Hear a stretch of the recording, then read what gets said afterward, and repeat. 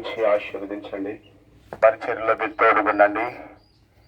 ఈ వీధి సువార్తను ఆశీర్వదకరంగా చేసి ప్రభా మేము తిరుగుతుండగా అనేకులకు వాక్యం అందించబడి హృదయాలు తెరబడి పాప క్షమాపణ భక్తి అనుభవం సంఘానుభవం రొట్టె అనుభవంలో నడిపించబడవు సహాయం చేయమని మీ సన్నిధి తోడించి కార్యక్రమాన్ని ఆశీర్వదకరంగా జరిగించమని మా పేకిపాసిన దావజనులను బలపరిచి వాడుకునమని ప్రతి ఆటంకాన్ని నామలో తొలగించి మీ ఆధిపత్యముల అధికారములు నడిపించమని యేసు ఉన్నత పరిశుద్ధ నామమును అడిగి వేడుకొని ప్రార్థిస్తున్నాను పరమ తండ్రి.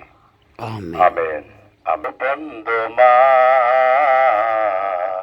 జాగూచక సోదరా తడవు వేళ ప్రభు కడకే గరా కడవారి కాలమాయరా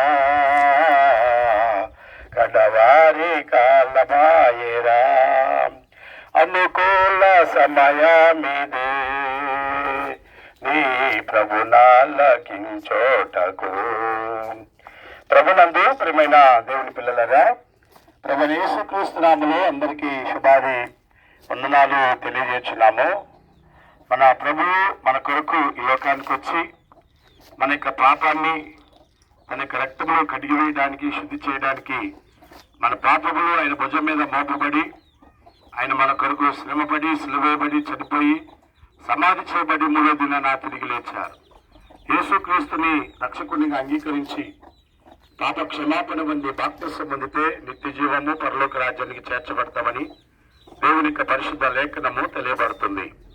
ఎవరైతే ప్రభుని అంగీకరిస్తారో, ఎవరైతే పాపం ఒప్పుకుని విడిచిపెడతారో వారి నిత్య జీవానికి పరలోక రాజ్యానికి వారసులు అవుతారు. కాబట్టి మనుషుడు సజీవం ఉండగానే నిజమైన దేవుని లోకరక్షకుడైన ప్రభుని యేసుక్రీస్తుని అంగీకరించినప్పుడు పరలోక రాజ్యాన్ని పొందుతారు. అందుకే యేసు ప్రభు దేవుడి వాక్యం చదువుతుంది, ఈ భేదం లేదు, అందరూ పాపం చేసి దేవుడు అనుగ్రహించి మహిమను పొందలేకపోతున్నారంటున్నారు.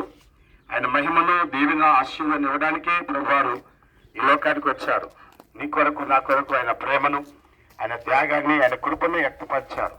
ఆ ప్రేమను కృపను గుర్తించి ప్రభా నేను పాపినని ఒప్పుకుంటే మన నోటితో ఒప్పుకొని ప్రభుని యేసుక్రీస్తునందు విశ్వాసం ఉంచి నమ్మి బాప్తిసం పొంది ప్రభు వైపు చూసి నడిచినట్లయితే ప్రభు తప్పకుండా మనలను నిత్య జీవానికి పరలోక రాజ్యానికి వారసులు చేస్తాడు. మన దోషాలు క్షమిస్తాడు, మన అవిధేయతలు క్షమిస్తాడు, మనము ఆయన రక్తంలో కడగబెడతాం.